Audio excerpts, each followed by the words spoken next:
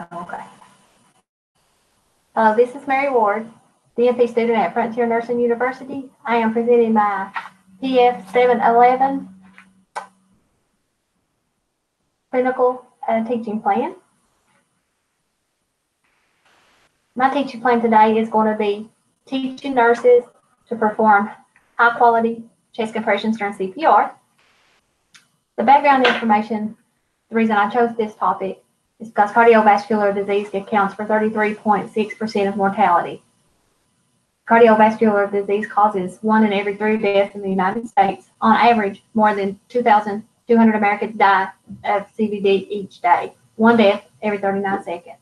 In hospital, cardiac arrest occurs at a frequency of 1 to 5 per 10,000 patient admissions. Another reason I chose this as a topic is because this is a prevalent event in the hospital where I work also. We have an ongoing education process right now where we are actually trying to teach our nurses to deliver high quality chest compressions as a part of their CPR. Improved resuscitation quality also leads to improved outcomes for patients. Aggressive implementation of the American Heart Association's guidelines to improve cardiac arrest survival outcomes, including more favorable neurological outcomes. The increasing chest compression depth to the American Heart Association guidelines result in favorable hemodynamic changes, such as increased arterial blood flow. Minimal interruptions in chest compressions are critically important because even short pauses in chest compressions decrease coronary perfusion pressure, short-term clinical outcomes, such as defibrillation success and survival. These are some of the reasons why it is important that we teach our nurses to deliver high-quality chest compressions. There's growing evidence to suggest that simple changes in CPR technique with emphasis on ensuring proper compression rate, depth, chest wall recoil, minimizing interruptions, and avoiding overventilation markedly improve survival rates. Despite the fact that CPR is a critical link in the chain of survival, it is performed with inconsistent quality. The American Heart Association CPR guidelines emphasize that to close knowledge practice gap and save more lives, providers should develop a culture of measuring and ensuring high quality CPR. The learner in this teaching plan are going to be the nursing staff at MY Hospital. The years of experience range from the new graduate nurse to nurses with 30 plus years of experience. The ages range from 20 years to 65 plus years. They have the races of white, black, and Oriental. Their reading and writing skills are consistent with that of at least an associate degree level.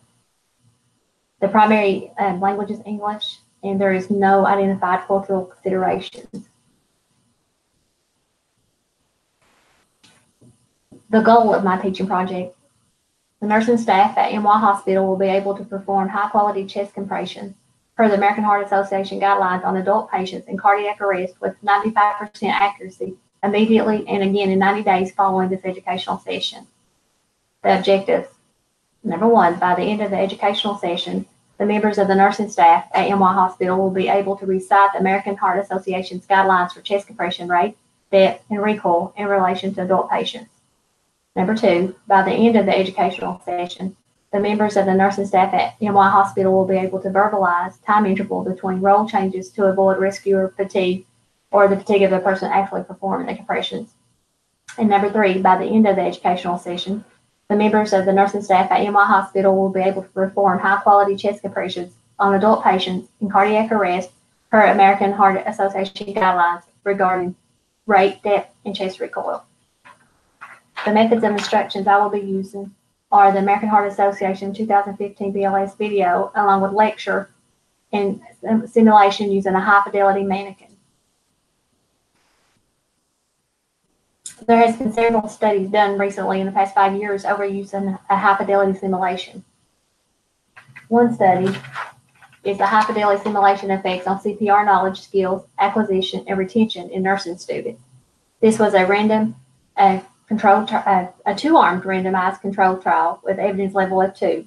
The aim of this study was to examine the use of high-fidelity simulation on knowledge and skill acquisition and retention in university nursing students. The teaching methods included lecture, high-fidelity simulation via interactive computer-driven mannequins, clinical scenarios. There was also practice scenarios on low-fidelity mannequins used in this as well. To be included in this study, one must be a nursing student with no prior CPR experience. After excluding students who did not meet the criteria, 90 students participated. The participants were randomly divided into two groups, the intervention and the control groups. Both groups received the same CPR lecture. The control group was given clinical scenarios with a traditional mannequin, and the intervention group received the same scenarios but with using the high-fidelity computer-driven mannequin. Knowledge and skill retention tests were conducted 3 months later. The results revealed a significant difference in the post-test CPR knowledge as well as the CPR skills in favor of the intervention group. This was conducted at the University of Jordan. A second study, the randomized controlled trial simulation versus standard training for teaching medical students high-quality cardiopulmonary resuscitation, is a prospective randomized parallel arm study. It is also a randomized controlled trial with a level of evidence too. Teaching methods for this was lecture via PowerPoint, simulation using a high-fidelity mannequin, and simulation using a low-fidelity mannequin.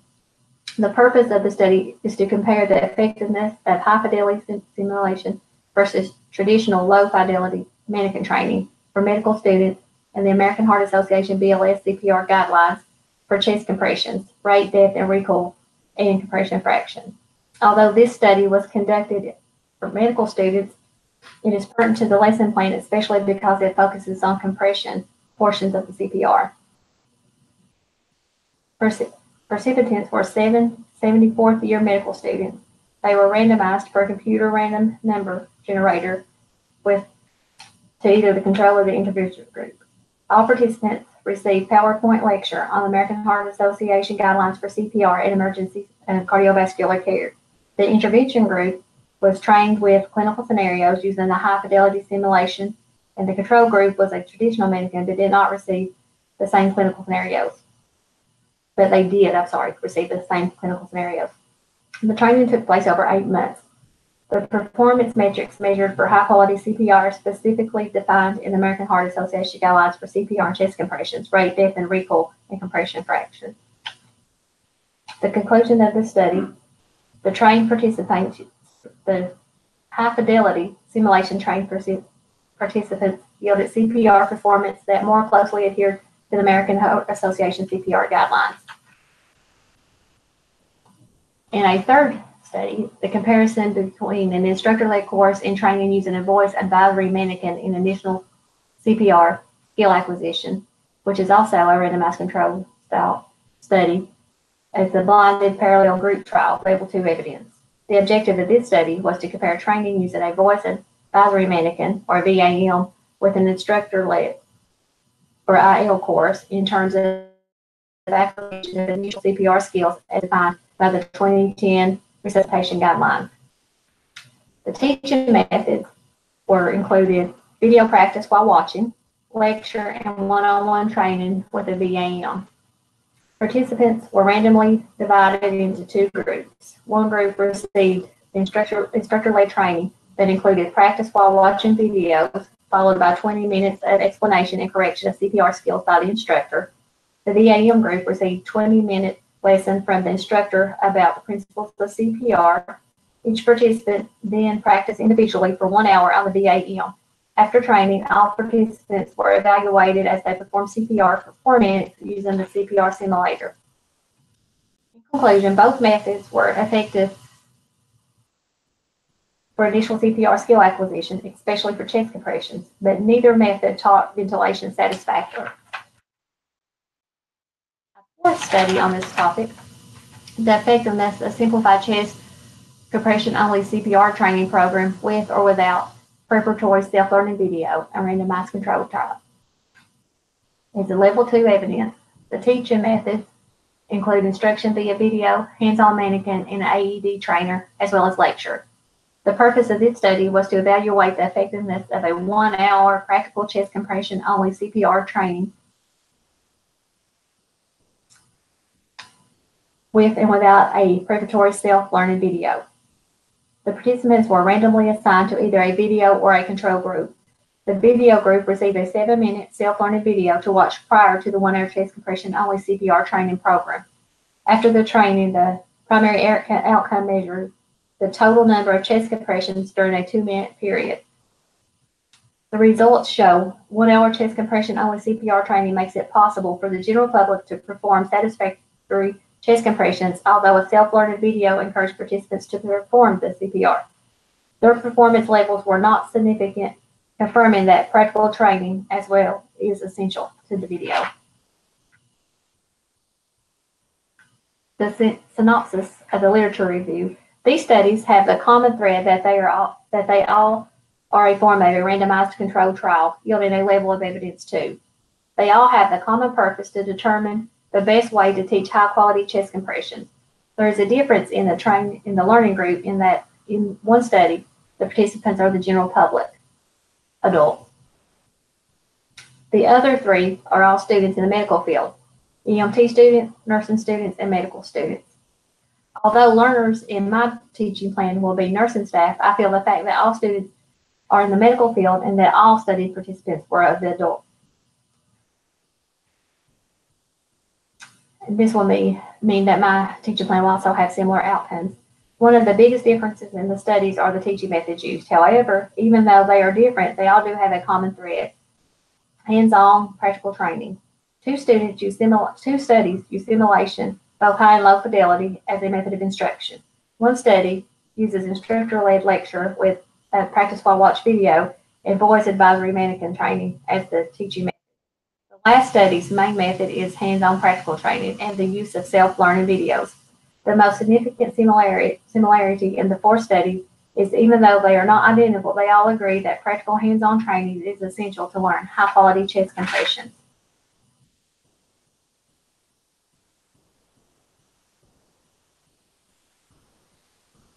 The information provided by these studies support the use of high-fidelity mannequin along with the lecture and the use of American Heart Association BLS videos to teach the nursing staff of NY Hospital to deliver high-quality chest compressions to adult patients in cardiac arrest.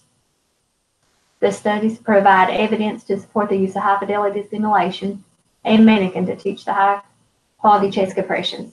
The studies did not disprove that lecture does not aid in learning of the skills. 2 studies also show evidence that teaching with the aid of video also help the learners perform high-quality chest compression.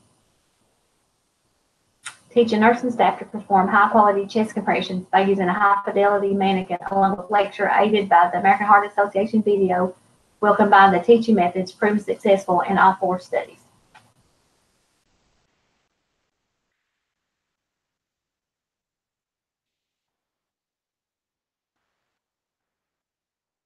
The use of simulation as an educational tool is becoming more increasingly prevalent in healthcare practice.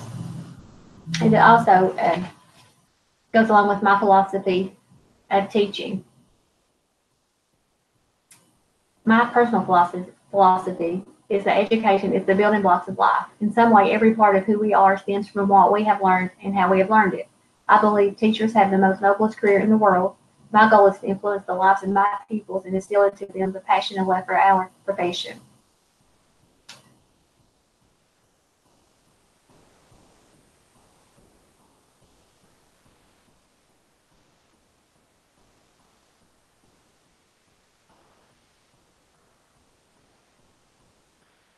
My learning method that I have also includes the simulation using the high-fidelity mannequin and lecture with the aid of the American Heart Association BLS video to aid in the cognitive learning theory, which is the theory that I did my concept math on. Elements from the simulation using high-fidelity mannequin that are included in the cognitive learning theory are reproduction, or repeating a behavior in a comfortable environment with a readily accessible material, or self-efficacy, improving learned information by putting it into action. Observation, or learning by observing others in an effective way. This can be done by practicing on the mannequin and also by the lecture and watching the video. The last element of my learning theory that we can use here is forming generalizations or responding in the same way to different but similar stimuli. And that can be done by watching the video and seeing how other people, and by watching the other people in the class perform their skills as well. Use of simulation in healthcare is not a new phenomenon. Simulation has been used effectively since 2005. Since the comprehensive systemic review published by Elsenberg and Skelly's proven simulation to be a practical and successful model to use in a teaching of a variety of skills. Simulation is a good match for this teaching plan because it has been proven to be useful in teaching and evaluation of clinical skills, decreasing errors, and increasing safety. Simulation increases safety and decreases errors, improves clinical judgment. Simulation is useful in teaching and evaluating specific clinical skills. It prepares students for clinical situations they may encounter.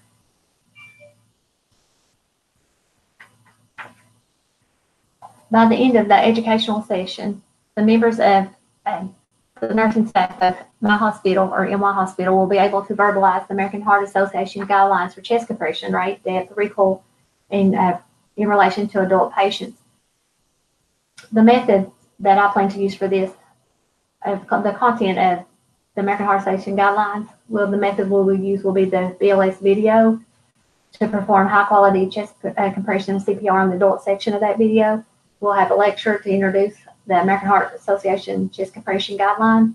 The time allotment for this section is approximately 20 minutes, and the evaluation method for this will be the demonstration of high quality chest compression.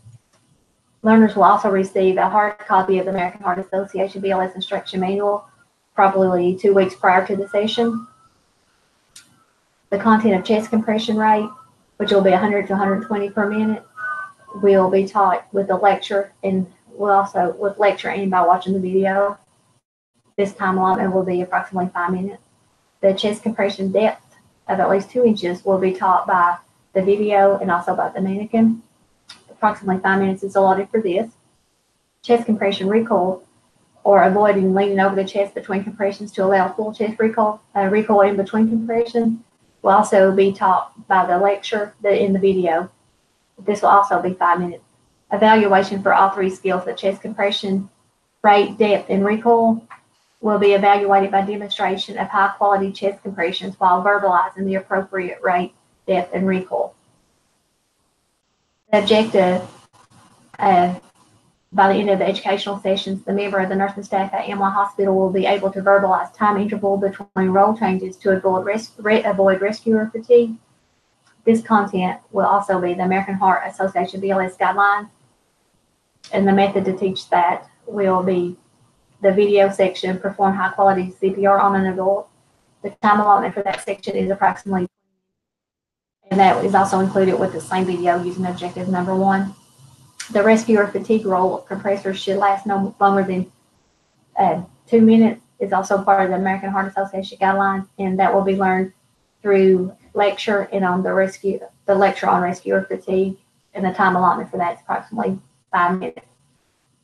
And again, the learner will receive a hard copy of the American Heart Association BLS instructional manual approximately 2 weeks prior to the educational session. The evaluation for this is during the demonstration of high quality chest compressions. Each compressor will perform this no longer than 2 minutes in an interval, and will be able to verbalize during this demonstration that they will alternate compressors every 2 minutes or with other interruptions in compression, such as the AED analysis.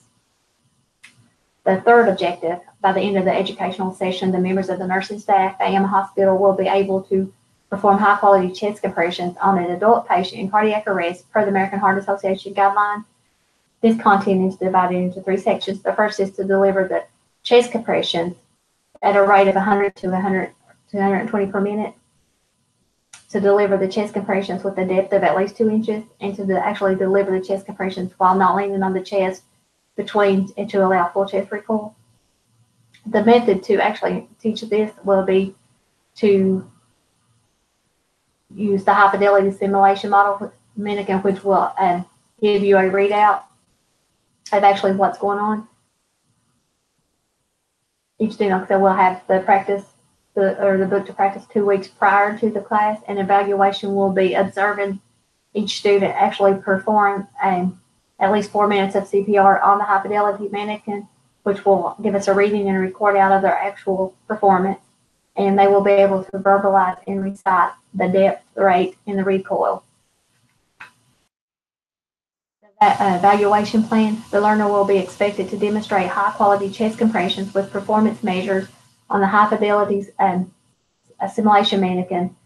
The high-fidelity simulation mannequin will record the learner's performance in relation to compression rate, depth, and recoil. The instructor will also observe the demonstration for accuracy. The learner will also be asked to recite the American Heart Association guidelines for compression rate, depth, and recoil. To be successful, the learner must perform high-quality compressions per the American Heart Association guidelines and recite all three components. The learner will have 2 opportunities to perform the task. If unsuccessful after 2 attempts, the learner will be asked to repeat the educational session after he or she receives one-on-one instructions.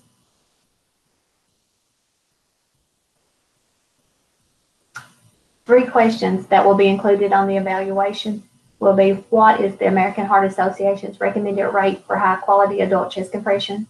What is the American Heart Association's recommended depth for high-quality adult chest compressions? And what is the American Heart Association's recommendation regarding chest recoil while performing high-quality adult chest compression? At the end of the session, there will be a training evaluation form that will be a very simple table with 4 columns. The first column will have the criteria of the questions, which will include: was the training relevant to my needs? Was the materials and supplies and equipment used relevant and adequate? Were materials provided helpful? The length of the training was sufficient. The content was well organized. The questions were encouraged. The instructors were clear and understandable. Teaching met my expectations, and the presenter and or presenters were effective. There will be 3 columns: one for strongly agree, one for agree, and one for disagree. And there will also be a place that the participant can ask questions or add comment. They will not ask for the name of the student, but will ask for the date of the presentation, the topic, and the presenter's name. And it also include a list of additional resources, which will include a link to the American Heart Association and a link to different journals in cpr.heart.org, different areas where they can find information on chest compressions. And that is the end of my presentation. Thank you.